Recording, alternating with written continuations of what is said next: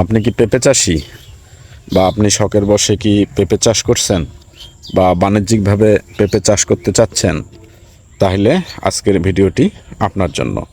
আজকের ভিডিওটি আমি এমন কিছু শেয়ার করব যেটি আপনার জানলে আপনার পেঁপে চাষ থেকে আপনি অনেকাংশে বেশি লাভবান হতে পারবেন। অন্যান্য যে কৃষকরা বা উদ্যোক্তারা যে ভুল করে সেই ভুলটি আপনি সহজেই এড়িয়ে চলতে পারবেন। কাজেই ভিডিওটি শুরু থেকে শেষ পর্যন্ত দেখুন, হয়তো অনেক অজানা তথ্য আপনার জ্ঞান ভাণ্ডারকে আরও সমৃদ্ধি লাভ করতে পারে। আসসালামু আলাইকুম। JNA অ্যাগ্রোর পক্ষ থেকে আপনাদের সকলকে জানাচ্ছি আন্তরিক অভিনন্দন ও শুভেচ্ছা। আজকে আমি কথা বলবো পেঁপে চাষে বা পেঁপে যদি চাষ করে থাকেন তাহলে এমন একটা কাজ করতে হবে আপনাকে, যে কাজটাতে আপনাকে কখনো মায়া করা যাবে না। যদি এই কাজটি করতে মায়া করেন তাহলে আপনার পেঁপেগুলো হবে অনেক ছোট ছোট পরিমাণে, হয়তো আপনি বেশি পাবেন, কিন্তু পেঁপের সাইজ বা পেঁপের ওজন সেই পরিমাণে আপনার হবে না।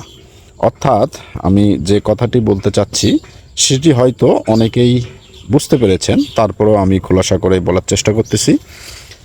এই যে এটি একটি পেঁপে গাছ এবং গাছটি খুব চমৎকার। নিচের অংশ গোড়াটা, নিচের যে গোড়াটা অনেকাংশে মোটা এবং এটা 45 ডিগ্রি অ্যাঙ্গেল করেই লাগানো একটি গাছ এবং গাছটির সঙ্গে খুব শক্তপোক্ত একটা খুঁটি আমরা এখানে দিয়ে দিয়েছি এবং একটা সুতা দিয়ে খুব সুন্দর করে বেঁধে দেওয়া আছে, এটা ঝড়ের হাত থেকে যাতে আমাদের এই পেঁপে গাছটাকে রক্ষা করতে পারে।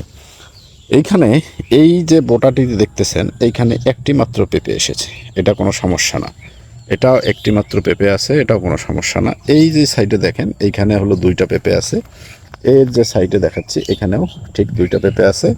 আবার এই যে নিচে যদি দেখাই, এই সাইডেও আপনার দুইটা পেঁপে আছে, আবার নিচেও এখানে দুইটা পেঁপে আছে। আপনাকে করতে হবে এইখান থেকে আপনাকে যেই পেঁপেটি ভালো দেখতে বা ভালো হয়েছে সেইটা রেখে বাকি যে পেঁপেটা আছে এইটা আপনাকে ছিঁড়ে দিতে হবে। এখান থেকে আপনাকে এটা ছিঁড়ে দিতে হবে। এই যে এটাও এভাবে ছিঁড়ে দিতে হবে। এই যে উপরে যেটা আছে এখান থেকে এটা পেঁপেটা ছিঁড়ে দিতে হবে, এইভাবে ছিঁড়ে দিতে হবে। যদি এইভাবে ছিঁড়ে দেন, এই যে এইখানে দেখেন দুইটা আছে, আমি একটা রেখে আর একটা ছেড়ে দিচ্ছি, এই যে ছাঁটাই করে দিচ্ছি। এইখানেও ঠিক একইভাবে ছাঁটাই করে দিচ্ছি। এই যে আমি পেঁপেগুলো ছিললাম, এই যে পেঁপেগুলো ছিললাম, এই ছেঁড়াটাতেই মায়া করা যাবে না।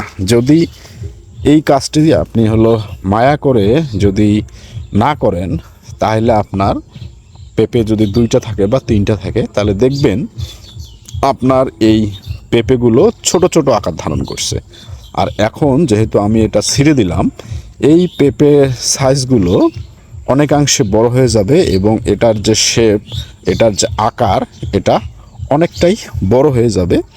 এটার কারণ হচ্ছে, যখন এখানে দুইটা থাকতো বা তিনটা থাকতো, আমি যে গাছে খাবারটা দিচ্ছি সেটা দুই তিনটা ফলেই ভাগ করে খেত। এখন এখানে একটা থাকার কারণে এই খাবারটা, মানে যেটা আমি পেঁপে গাছে দিচ্ছি সেই খাবারটা সে একাই গ্রহণ করতেছে। এর ফলে এর আকারটা, এর সাইজটা, এর ওজনটা এবং এর সামগ্রিক যে আপনার চাহিদাটা একাই পূরণ করার কারণে অনেকাংশে সে বড় হয়ে যাবে এবং খুব ভালো পরিমাণে একটা আপনার পেঁপে এখানে হবে।